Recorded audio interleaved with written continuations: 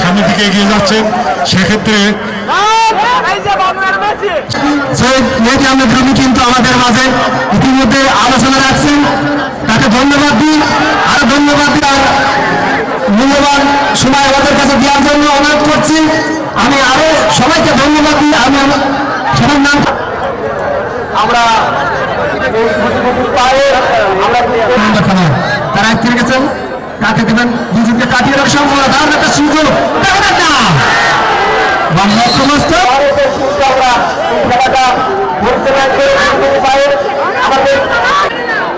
এবারে শট নিতে যাচ্ছেন না রাজু ওয়ার্কশপ অনুকূলে তারা চারটি রান করছেন।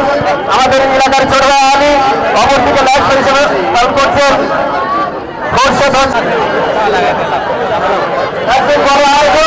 আমরা তাকে ধন্যবাদ দিই। খেলা আর কিছুদিনের মধ্যে হবে, আপনারা আশেপাশে ঘোরাফেরা না করে অতীত স্মৃতিসংঘ এবং রাজু ইঞ্জিনিয়ারিং এই দুই টিমের ফাইনাল খেলা।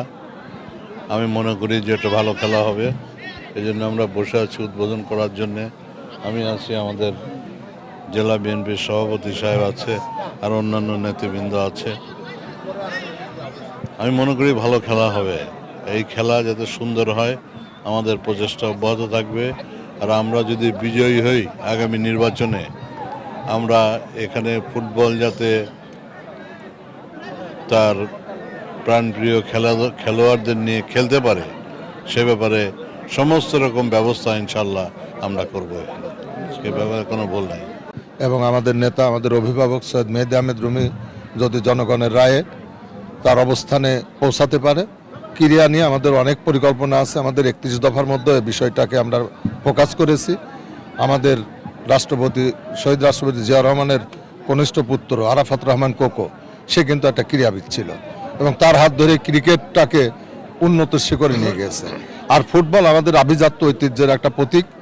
এটা অনেক সময় ব্যাহত হয়েছে দলীয়করণের কারণে। আমরা ইনশাল্লাহ সেটা আমাদের নেতাদের নেতৃত্বে ফিরে আসবে এবং আমাদের এ ব্যাপারে সর্বত্র রকম প্রচেষ্টা সহযোগিতা থাকবে।